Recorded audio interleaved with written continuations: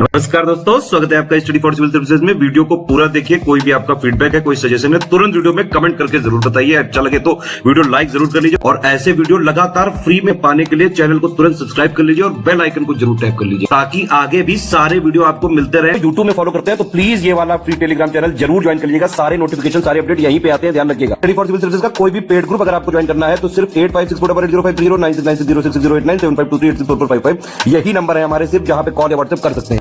Instagram पे हमारा page जरूर फॉलो कर लीजिएगा, studyforcivil.services है। ट्विटर पे हमको जरूर फॉलो कर लीजिएगा, @studyforcivils है। सारे क्वेश्चन अटेम्प्ट करिए और स्कोर अपना तुरंत कमेंट करके बताइए। दोस्तों नमस्कार, स्टडी फॉर सिविल सर्विसेज में आपका स्वागत है। हरियाणा पीसीएस का एग्जामिनेशन आपका मई महीने में शेड्यूल्ड है। डेट भी आपकी अनाउंस हो गई है 21 मई। ठीक है, टाइम कम है, प्रैक्टिस पर मैक्सिमम ध्यान दीजिए। उसी क्रम में ये वीडियोस भी आपके लिए हेल्पफुल हैं। जो हमारी पेड क्विजेस होती हैं उसके वीडियो फॉर्मेट में हम आपको क्वेश्चन आंसर यहाँ पे प्रोवाइड करते हैं, जहाँ पे एक्सप्लेनेशन की भी जरूरत होती है, आपको डिटेल में भी बताया जाता है। ठीक, तो प्लीज़ इसको कंटिन्यू करिएगा अपने एग्जाम तक। हम नेक्स्ट वीडियो यहाँ से स्टार्ट करेंगे। फर्स्ट क्वेश्चन में ही आपसे पूछा गया है कि इसमें से किसने मानसोल्लास नामक ग्रंथ की रचना की। तो हिस्टोरिकल बुक्स भी काफ़ी पूछी जाती हैं। तो देखेंगे चालुक्य किंग थे आपका जो है सोमेश्वर सेकंड। ठीक है, सेकंड मीन सोमेश्वर थर्ड है ना, इन्होंने लिखी थी। ये लगभग जो है कुल 5 वॉल्यूम की बुक थी मानसोल्लास।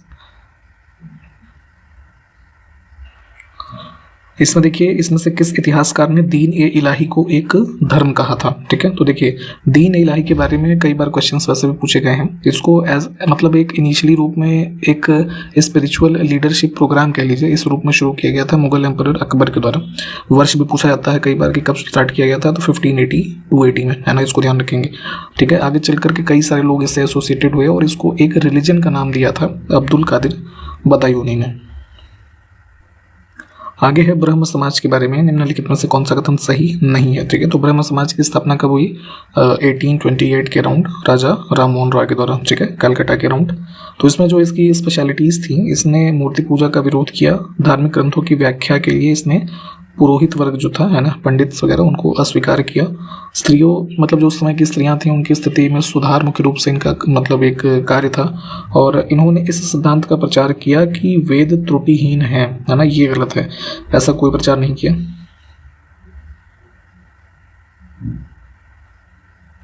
नेक्स्ट है 1853 में जन्मे, ये पश्चिमी भारत के पारसी थे है ना, पारसी समुदाय से संबंधित थे। इंडियन स्पेक्टेटर और वॉइस ऑफ इंडिया इसके संपादक भी रहे थे है ना, ये सब न्यूज़पेपर्स थे। और एक समाज सुधारक थे, वह संपत्ति आयु अधिनियम है ना 1891 में जो बना उसके पक्ष में एक प्रमुख संघर्ष करता थे, मतलब उस लॉ को बनाने में। ठीक है, तो ये सब सारी बातें किससे एसोसिएटेड हैं। ठीक है, तो BM मालाबारी की बात हो रही है यहाँ पे, ये चीज़ ध्यान रखिएगा। ठीक है, इस तरह की चीज़ें भी आपसे पूछी जाती हैं। और यहाँ पे थोड़ा हो सके तो एज ऑफ कंसेंट एक्ट जो ये 1891 में पास हुआ था, इसके बारे में भी अलग से पढ़ लीजिएगा। इसमें देखिए 4 हमारे पास एसोसिएशंस हैं और उनको क्रमवार सजाना है, यानी कि उनके फॉर्मेशन ईयर के हिसाब से। ठीक है, तो देखिए आपको ईयर बता देते हैं हम यहाँ पे। बॉम्बे एसोसिएशन जो है इसकी स्थापना इन सब में सबसे पहले हुई है। कब हुई है? 1852 में। ठीक, उसके बाद इसमें फाउंडेशन हुई है इंडियन लीग की है ना। इंडियन लीग की अगर हम बात करें तो ये फाउंड हुआ 1875 में। फिर इसके नेक्स्ट ईयर में इंडियन एसोसिएशन की स्थापना हुई थी 1876 में। ठीक, और मद्रास महाजन सभा है, ये इसमें सबसे लेट में है, जो है 1884 में। ठीक, तो इस हिसाब से हमारा डी विकल्प जो है ये बनेगा।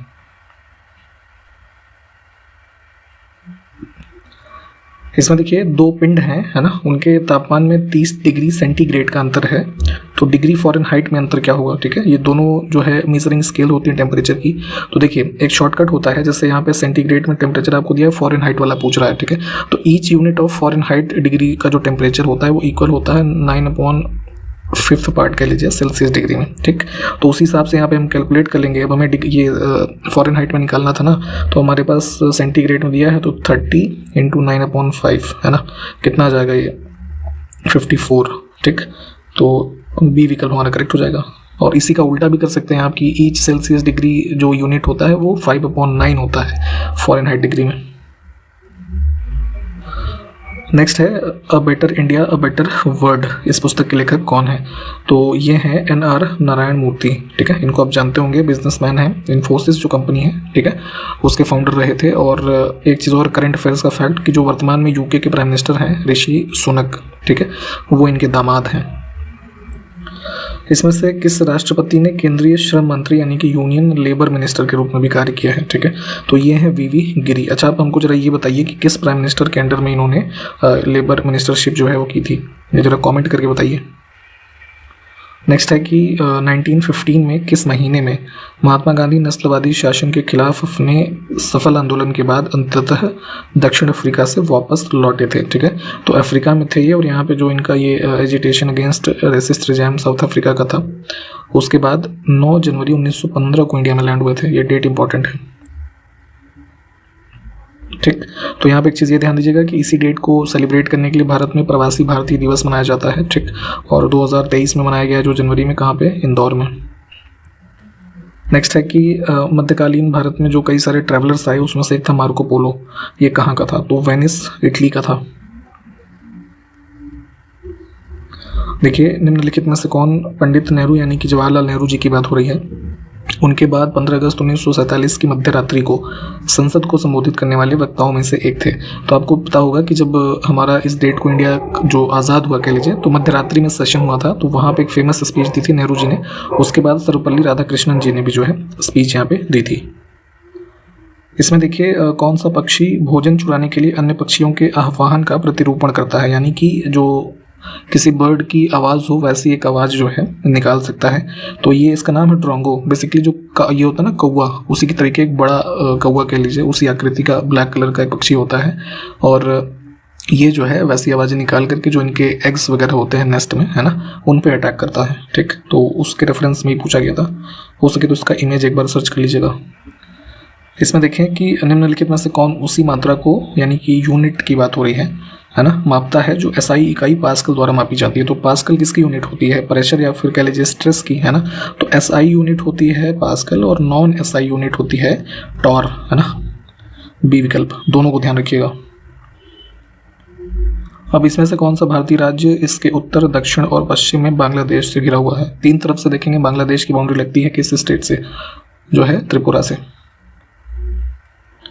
इसमें देखिए आईआईटी खड़गपुर जो वेस्ट बंगाल में है, वहाँ पे विकसित की गई एक हाइड्रोथर्मल कार्बनाइजेशन टेक्निक, है ना। ये पूरी एक नई टेक्निक विकसित की गई है। तो इसमें किस स्रोत से ऊर्जा उत्पादन की एक प्रक्रिया है ये बताना है, ठीक है। तो देखिए ये बेसिकली एक प्रकार का टेक्नोलॉजी डेवलप किया गया है जिसमें जो सॉलिड वेस्ट होते हैं, है ना, उसमें जो मॉइस्चर कंटेंट है उसको as a source of energy use करता है, और उसको फर्दर जो है कन्वर्ट करता है पावर जनरेशन में, ठीक। तो यहाँ पे सी विकल्प को चुनेंगे। अब देखिए प्रोजेक्ट एलिफेंट को भारत में किस वर्ष में लॉन्च किया गया था, ठीक है। तो एलिफेंट्स के कंजर्वेशन के लिए भारत सरकार का जो प्रोजेक्ट है ये 1992 में है। जैसे ये जो मेजर वाले हैं ना, ये इनके ईयर आपको याद होनी चाहिए। जैसे प्रोजेक्ट एलिफेंट हो गया, प्रोजेक्ट टाइगर अक्सर पूछा जाता है, वो कब लॉन्च हुआ था? 1973 में, है ना। तो ये सब चीज़ें प्लीज़ ध्यान रखें। भारत के संविधान के निम्नलिखित में से कौन सा अनुच्छेद 6 से 14 वर्ष की आयु के सभी बच्चों के लिए निःशुल्क और अनिवार्य शिक्षा यानी कि फ्री एंड कंपलसरी एजुकेशन का जो प्रावधान करता है? तो ये प्रावधान किस अनुच्छेद में? तो 6 से 14 वर्ष के बच्चों के लिए प्रावधान किया गया था। फंडामेंटल राइट में एक नया आर्टिकल जोड़ा गया 21A, है ना। और किस अमेंडमेंट से जोड़ा गया है? तो 86th अमेंडमेंट किया गया था। कब? 2002 में।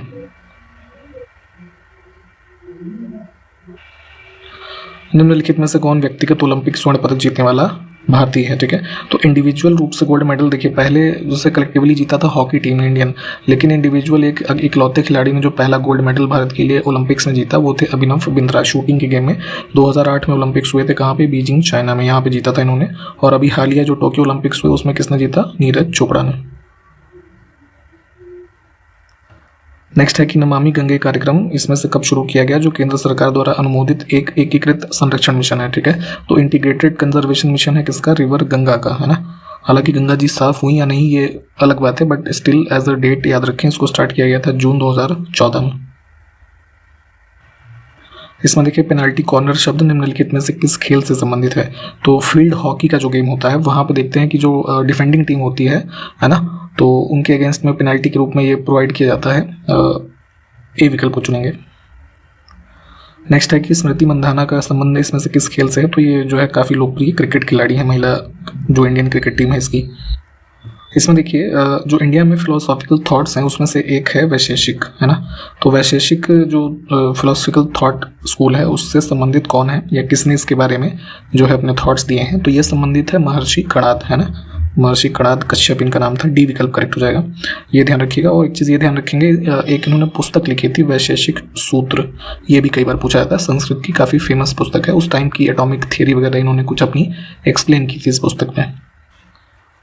अब इसमें देखें कि किस अवधि के दौरान मोरारजी देसाई ने भारत के उप प्रधानमंत्री के रूप में कार्य किया। तो ये जो है शास्त्री जी के बाद बने थे 67 से 69 के मध्य। इसमें देखिए महासागर ऊर्जा रूपांतरण के संदर्भ में OTEC, है ना, इसमें टी का अर्थ क्या है। तो देखिए 1880s में एक जो है साइंटिस्ट थे जैकस आरसीएन करके, उन्होंने इस कॉन्सेप्ट को डेवलप किया था, ठीक है। इसमें होता क्या है बेसिकली कि जो हमारे ये हैं ओशंस हैं, है ना, तो उसमें जो हमारी ये सोलर एनर्जी अब्जॉर्ब हुई है, ठीक, या कह लीजिए ओशन एनर्जी को हार्नेस करने के लिए ये थियरी दी थी इन्होंने। तो उसी में ये बताया गया कि जो हमारे ओशंस में सोलर एनर्जी अब्जॉर्ब हुई है, ठीक है, क्योंकि काफ़ी वास्ट एरिया है, तो उससे हम एक रिन्यूएबल एनर्जी सोर्स के रूप में इलेक्ट्रिसिटी को जनरेट करने के लिए, है ना, उस एनर्जी को एक्सट्रैक्ट कर सकें ओशन से। तो उसी के बारे में जो टेक्नोलॉजी है ये बात करती है, ओशन थर्मल एनर्जी कंजर्वेशन।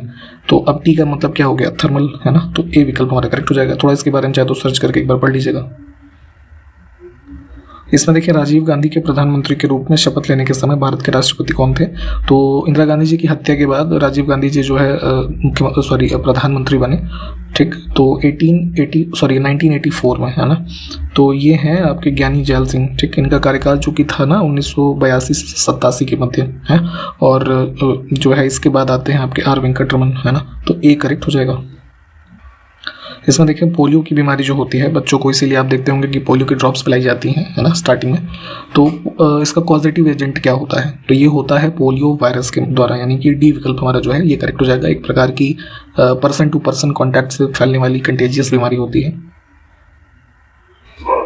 इसमें देखिए राज्य भारत के संविधान के अनुच्छेद इसमें से कौन से के अंतर्गत राष्ट्रीय महत्व और ऐतिहासिक हित के प्रत्येक स्मारक स्थान और वस्तु की रक्षा करने के लिए बाध्य है, ठीक है। तो यहाँ पे राज्य से मतलब जो है वो गवर्नमेंट से हो रहा है। तो गवर्नमेंट्स को जो है जो देखते हैं ना पब्लिक प्लेसेस हैं या मॉन्यूमेंट्स हैं, उनके प्रोटेक्शन की बात की गई है हमारे DPSP में, है ना, आर्टिकल कौन से में 49 में। इसमें देखिए कौन भारत रत्न का प्राप्तकर्ता नहीं है, ठीक है।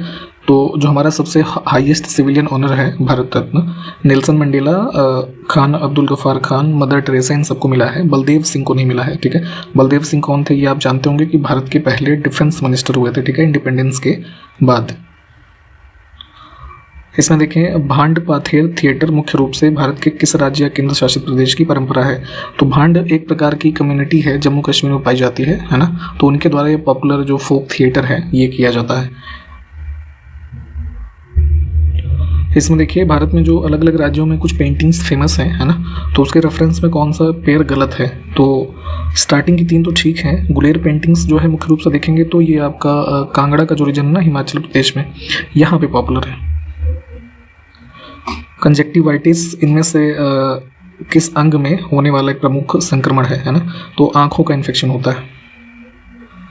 इसमें देखिए कौन सा बांध जो है झारखंड राज्य में स्थित है। तो झारखंड में देखेंगे धनबाद में है, ये आपका मैथन डैम आपका जो है बराकर रिवर से संबंधित है। इसमें से इंडिया विंस फ्रीडम पुस्तक किसने लिखी है, तो काफ़ी पॉपुलर बुक है। भारत के पहले एजुकेशन मिनिस्टर थे मौलाना अबुल कलाम आज़ाद, इन्होंने लिखी थी। इसमें देखिए निम्नलिखित में से कौन सा शब्द बौद्ध स्तूप की वास्तुकला से संबंधित है। तो बुद्धिस्ट स्तूप आपने जैसे देखे होंगे इसकी इमेजेस वगैरह, जैसे सांची के स्तूप वगैरह, ठीक। तो उसमें होता क्या है, देखिए ऐसे एक आपको डोम टाइप दिखेगा, ठीक। तो उसमें 4-5 चीज़ें जो मुख्य रूप से पॉपुलर होती हैं, हर्मिका, ठीक है, इसके अलावा एक छतर होता है, मेधी होता है, और क्या हो गया, तोरण होता है ना, अंड होता है, ये सब चीज़ें होती हैं। तो अब जैसे इसमें से हर्मिका लिखा है, तो हर्मिका कहाँ पे होता है इसकी एक बार सर्च करके इमेज देखिएगा। ऐसे गोपुरम का जो ये आपका डोम है, तो यहाँ ऊपर में ऐसे होता है ना, जो ये ऐसी एक आकृति बनी होती है, ये होती है हर्मिका। और इसके ऊपर ऐसे कुछ 2-3 पत्थर टाइप के और होते हैं, तो उसको छतर बोलते हैं, ठीक। तो ये चीज़ें होती हैं। नेक्स्ट है कि कोनेरू हम्पी का संबंध इसमें से किस खेल से है। तो ये जो है भारत के पॉपुलर चेस प्लेयर है। इसमें देखिए भारत के लिए आर्थिक विकास की एक योजना जिसे 1944 में भारत के प्रमुख पूंजीपतियों के एक वर्ग के द्वारा तैयार किया गया था, लोकप्रिय रूप से किस योजना के रूप में जानी जाती थी। तो बॉम्बे प्लान की बात हो रही है यहाँ पे, ठीक है। इसको जो है उस टाइम के कुछ जो फेमस इंडियन इंडस्ट्रीज थे जिसमें JRD टाटा और GD बिरला है ना, और अर्देशीर दयाल करके इनका नाम था, लाला श्री राम करके थे एक, है ना, ये सारे लोगों ने मिल करके, और जैसे ये पुरुषोत्तम दास टंडन, जॉन मथाई, ये सब ने जनवरी 44 में एक लगभग नेक्स्ट 15 ईयर का economic development post independence India का एक प्रपोज किया था, ठीक।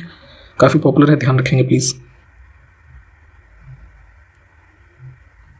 इसमें देखिए गांधार स्कूल ऑफ आर्ट है ना, निम्नलिखित में से किस यूरोपीय देश की कला से प्रभावित था। तो देखेंगे जो है अर्लीस्ट सेंचुरीज के टाइम पीरियड में आपका जो वर्तमान पाकिस्तान है, नॉर्थ वेस्टर्न रीजन और ईस्टर्न अफगानिस्तान का रीजन, ठीक है, यहाँ के रीजन में जो आर्ट ये पॉपुलर थी उसको गांधार नाम से जानते थे, ठीक है। मेनली ये बुद्धिस्ट विजुअल आर्ट थी। तो ये जो है प्रभावित थी किससे, जो ग्रीस में उस टाइम पे आर्ट्स वगैरह थी उससे। इसमें देखें कौन सी चोटी नेपाल हिमालय में स्थित नहीं है, ठीक है। हिमालयन जो पार्ट्स हैं तो नेपाल हिमालय में नहीं है, कामेत ये आपका देखेंगे स्टेट ऑफ उत्तराखंड में है, ठीक है। और अगर हम रेंज की बात करें तो ये this is an part of Zanskar range.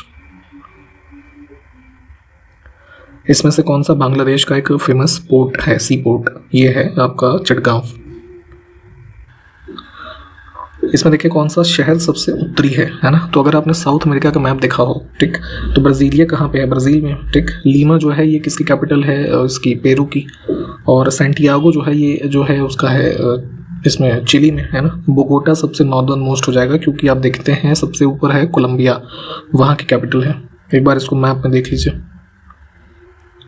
इसमें देखिए भारतीय संविधान के किस अनुच्छेद के अंतर्गत एक केंद्र शासित प्रदेश का प्रशासक, है ना, अध्यादेश जारी कर सकता है। तो देखिए जब जैसे बेसिकली ये उन स्टेट्स ये आपका यूनियन टेरेटरीज पर लागू होता है जहाँ पे लेजिस्लेचर्स हैं, जैसे दिल्ली में, है ना, उसके अलावा पुडुचेरी में, ठीक।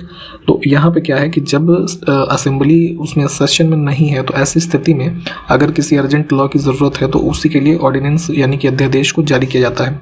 तो देखिए अब यूनियन लेवल की जो गवर्नमेंट है यहाँ पे प्रेसिडेंट करते हैं अंडर आर्टिकल 123, स्टेट्स में गवर्नर करते हैं अंडर आर्टिकल 213, और उसी प्रकार से केंद्र शासित प्रदेश के लिए अध्यादेश जारी करने की ये वाली शक्ति आर्टिकल 239B में है, ठीक। तो तीनों को ध्यान रखिएगा प्लीज़।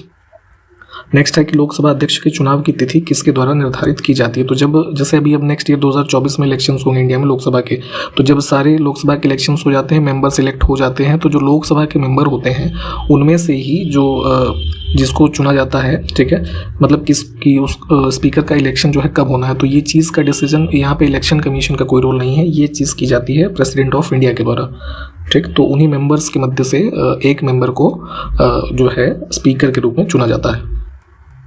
नेक्स्ट है कि दुनिया भर में अंतर्राष्ट्रीय लोकतंत्र दिवस, इंटरनेशनल डे ऑफ डेमोक्रेसी, ये कब मनाते हैं। तो ये होता है 15 सितंबर को, ठीक। और इसी के नेक्स्ट एक दिन बाद ये भी ध्यान रखिएगा ओजोन जो डे है वो मनाते हैं। इसमें देखिए न्यू स्पेस इंडिया लिमिटेड कहाँ पे स्थित है, ठीक। तो ये बेसिकली जो कमर्शियल ऑपरेशंस हैं इसरो के, है ना, इंडियन स्पेस रिसर्च ऑर्गेनाइजेशन जो है, इसके कमर्शियल ऑपरेशंस को देखने वाली एक संस्था है जो लोकेटेड है बेंगलोर में, ठीक है, कर्नाटका। इसमें देखिए टाइगर रिजर्व और उसके लोकेशन के रेफरेंस में कौन सा पेयर जो है गलत है। तो स्टार्टिंग के तीन तो ठीक हैं, नागार्जुन सागर, श्रीशैलम, उड़ीसा नहीं, ये आंध्र प्रदेश और तेलंगाना जो है इनसे एसोसिएटेड है। डी विकल्प को चुनेंगे। इसी के साथ यहाँ पे इस वीडियो को हम समाप्त कर रहे हैं। जो भी क्वेश्चंस हमने आपको बताए हैं स्पेशली देखने के लिए उनको सर्च करके देख लीजिएगा, और हम कंटिन्यू करेंगे नेक्स्ट वीडियो में। प्लीज़ इस सीरीज को फॉलो करते रहें, आपको एग्जाम में इससे काफ़ी हेल्प मिलने वाली है, ठीक। इन्हीं सब बातों के साथ फिर मिलते हैं नेक्स्ट वीडियो में, तब तक के लिए नमस्कार, जय हिंद।